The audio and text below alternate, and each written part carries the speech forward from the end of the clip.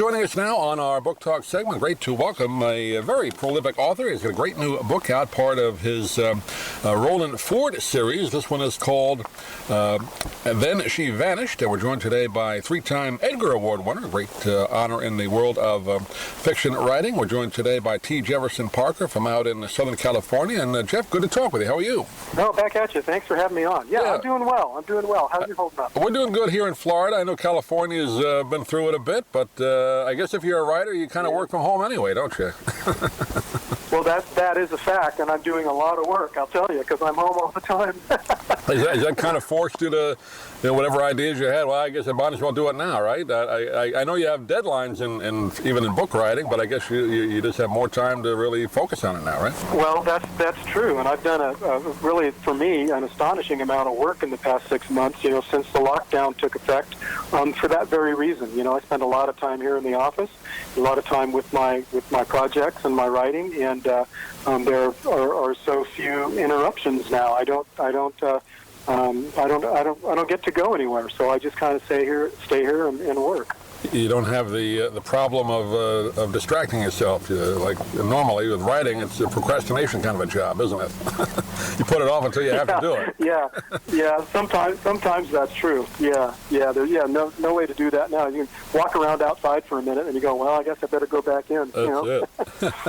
Well, again, for the people that have not maybe read the other books in the series, this one is your private investigator, Rollin Forward, right? Is this the third one in the series? It's the fourth in the series.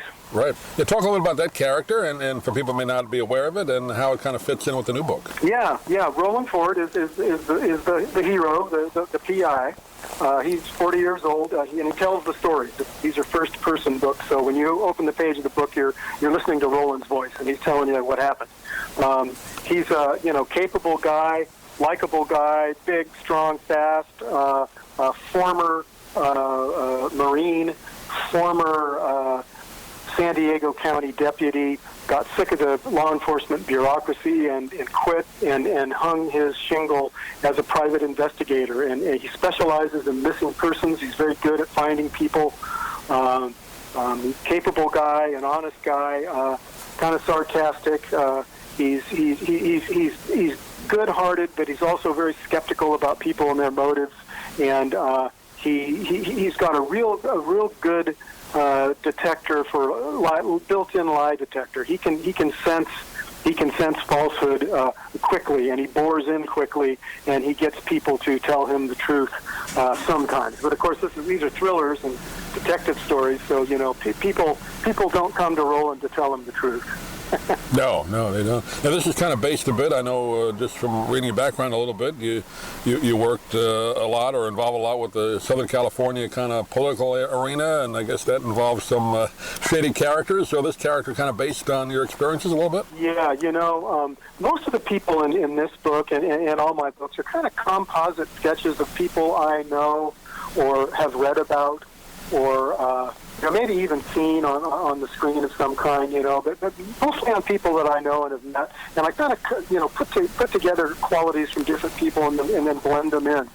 Rollin, for instance, is my narrator and my hero, and he's made up of qualities in people I know that I admire, and I blended them all into him, so that he's like a identikit sketch that the police would call of a suspect, and he's made up of these different parts. And your stories, your plots revolve around, because you grew up in Southern California. Your book's kind of known for using a lot of the background of that area, right? That's part of what the people, I think, that read your books like. It involves Southern California. Yeah, that's very true. Yeah. I was born here, and I've lived here my whole life, and I will probably die here.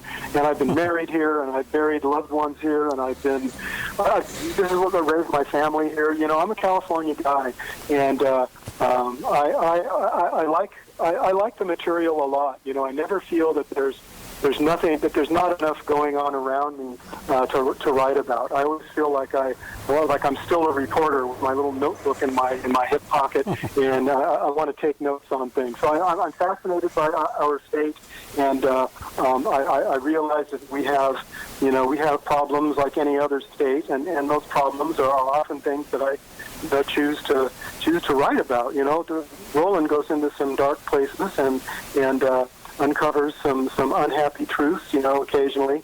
But it's all kind of out there in front of me. I like seeing that world of California and having California as my beat. I'm comfortable here. Kind of like Jack Webb with Dragnet. Yeah, you grew up in California, yeah, LA. Yeah. Well, this book, again, I don't want to give away too much of a plot when we talk about novels, but this one involves a fellow Marine, right, a friend of Rollin Forward. He's a politician in Southern California, and there's some bombings going on. I'll let you take it from there. And also a missing wife of that person who's contacted Rollin too, right? Yeah, for sure. Politics is kind of what this book is kind of generally about, state level politics. A couple of years ago, when I started writing this book, I looked ahead, realized that the book would be published just a few months before the November 2020 presidential election, which I think we could all stipulate, may be one of the most important presidential elections this country will ever have. Right. And I thought,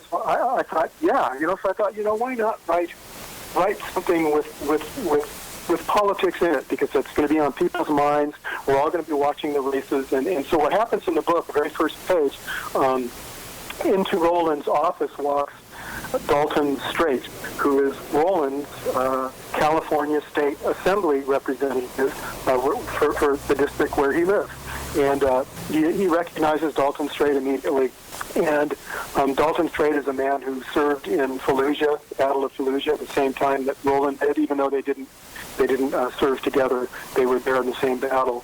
And more to the point, Representative or Assemblyman Strait's wife ran away, apparently missing. The car is gone, her purse is gone, and she hasn't been in any contact with anybody for 24 hours.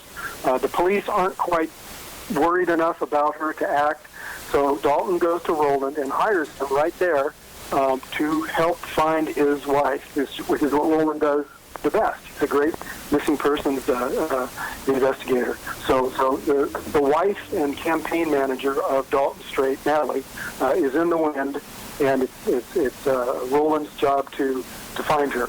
And what at first appears to be kind of a routine case of a runaway spouse soon morphs into something far more complicated and interesting and dangerous than that. So the novel spins quickly away from a simple missing person story and moves soon into the world of violence and anger and hatred in this country, represented by a secret society calling themselves the Chaos Committee. Right. And they are sending letter bombs to politicians in and around San Diego, and they are dangerous, and they are escalating, and they are a personification of the free-floating anger that is in America right now, as I see it. Yeah, great idea for a book. I could safely say the chaos in your book is not like the chaos in Get Smart, if I may date myself with that reference. It's not a funny one. I do too. Yeah, it's hilarious. I thought of that when I wrote it, Doug. I thought, I better not spell it KAOS. I saw that in the notes. I said, well, it's not that, but yeah, that's a great idea for a book. Well, it's called Then She Vanished, and we've been talking with T. Jefferson Parker today, and the great Rollin Forward is the character, so fans of that will enjoy it, and maybe people out there that not have heard of it, hopefully we entice them a bit to find out more about the book. Do you have a website you can give out, Jeff? Yeah, tjeffersonparker.com. It's got all sorts of info and pictures and interviews and calendar on it, and so visit the website and give the book a try. I think you'll be well rewarded if you like fiction. Great. Jeff, pleasure talking to you. Good luck. I'm sure you're working on the next book, and we'll talk to you when that comes out, but thanks for being with us today.